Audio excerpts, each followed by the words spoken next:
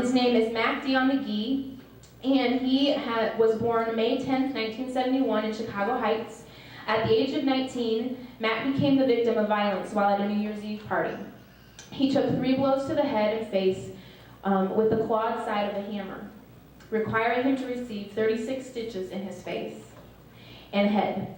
This incident was a turning point for Mack. Determined to make something out of his life, he worked diligently to climb off of academic probation and transferred to Governor State University, where he successfully completed his BA degree in criminal justice. He continued on to complete an MA, a master's in political and justice studies, by the age of 24.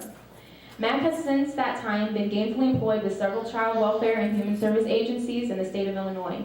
In the last 14 years, he has worked in various capacities dedicated to the goal of empowering, encouraging, and motivating youth and individuals to succeed no matter what their circumstance. Mack has spoken to and inspired thousands of youth and adults while working in this field. His goal is to simply help others discover their purpose through inspiration. Please join me in welcoming Mr. Mack McGhee.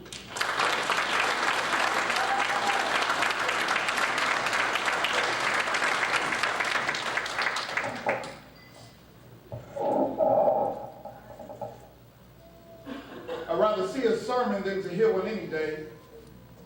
I'd rather one should walk with me than just to show the way. The eye is a better pupil and more willing than the ear.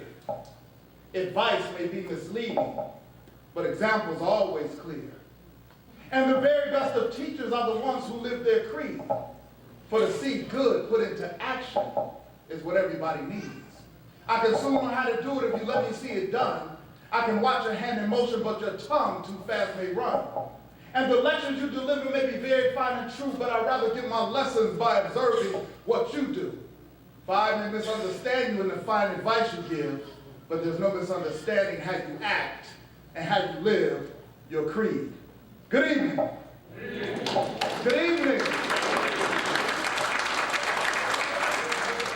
It is indeed an honor, a pleasure, and a privilege to have the opportunity to come out here tonight and just share a message for these 2009 graduates. I want to thank Principal Richie and his fine faculty and staff over at Country Club Hills for the work that they do. See, it was almost 20 years ago when schools in this area decided that they were going to go to a zero tolerance policy, meaning that they weren't going to give our young people a chance. And so we just want to give them a round of applause.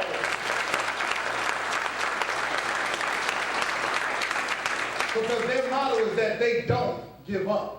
Every youth has the right to be in school, and every youth has the right to an education, because every youth has something that they're able to give this world. But not only that, I want to also take this opportunity to thank the parents, the grandparents, the aunts, the uncles, the sisters and brothers who was that support system, because we all know, how many of you know without a support system, you can't get too far in life. And so not only do they walk tonight, but all of those people who have supported them along the way to get to this point also deserves a round of applause.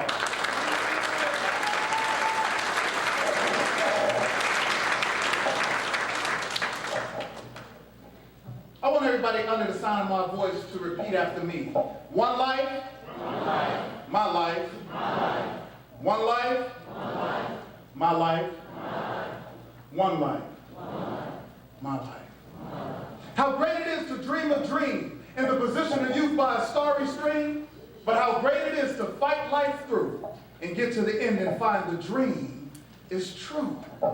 How many of you realize and recognize by a show of hands that we have one life to live? Yes, indeed, every hand should go up. We have one life to live. Of all the billions of people on this face of this earth, there's one thing that we all have in common. One time here on this earth. And because of that fact, we need to maximize that opportunity. We need to take advantage of that opportunity. We need to embrace that opportunity. Well, in the time that I have, I'm going to talk to you about 4 different types of individuals I tend to come across in life. The first person that I want to talk to you about is the person that we call the player. The player is the individual that's in the game. See, the player was the person that was willing to show up. They say that in life that 80% of success is the show-up test. If you're just willing to show up, 80% of the time you will have success. They say 90% of the time of success is being willing to show up and show up on time. They say 95% of success is being willing to show up on time, and have a plan. And 100% of success, ladies and gentlemen and graduates, is being willing to show up on time, have a plan, and then execute your plan. Graduates, 2009 graduates, you have done that. You have been successful 100% of the time because you were willing to show up on time, have a plan, and tonight you are executing that plan and be awarded your diploma.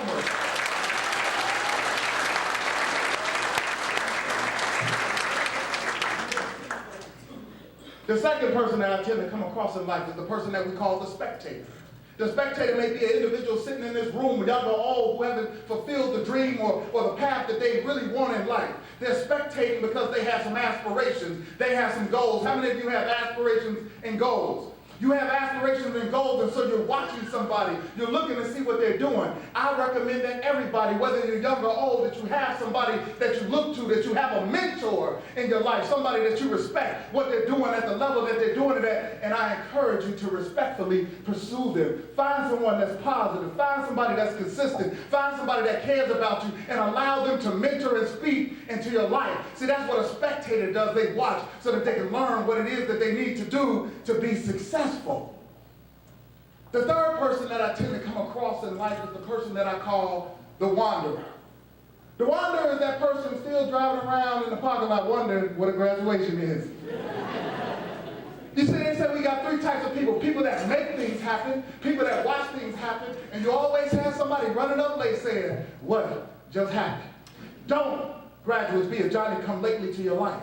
Show up to your success. Show up to your dreams. Show up to your vision. Know that despite whatever anybody has ever said or spoken ill things into your life, know that you can overcome that, just like I was able to overcome being a victim of violence. I was able to overcome being on academic probation. I was able to overcome being arrested at 19 in charge of criminal property damage and resisting arrest. I was able to overcome all of that.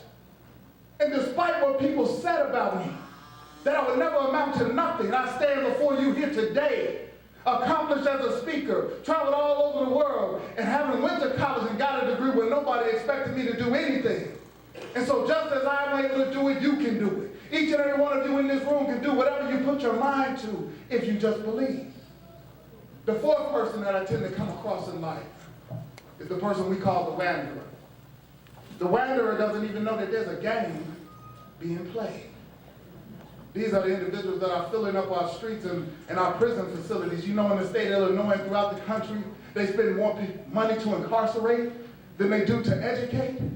See, at 5th and 6th grade, they're taking test scores and they're projecting into the future based on those test scores how many prison cells they need to build. We need to change that. This is too great of a country with too much opportunity for people's life to be in holding patterns held in prison. How many of you know that there's a power in being unique and different? Do we all know that there's a power in being unique and different? It was Earl Nightingale who said the opposite of courage in our society is not cowardice. The opposite of courage in our society is conformity.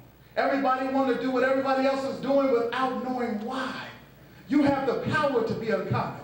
It was Theodore Roosevelt who at that time in history was our youngest president. He was indeed uncommon. He said, I choose not to be a common man. It's my right to be uncommon if I can. I seek opportunity and not security. I do not wish to be a kept citizen, humble and dull by having the state look after me. I want to take the calculated risk, to dream, to build, to fail, to succeed. I refuse to live hand to mouth. I prefer the challenges of life to a guaranteed existence, the thrill of fulfillment to the stale calm of utopia. I will not trade freedom for beneficence nor dignity for a handout. It's my heritage to think and act for myself, to enjoy the benefits of my creation and face this world boldly and say, with God's help, this I have done. Graduates, you've done it, you've done it, you've made the commitment, you've done it, you've got to the faith, you've done it.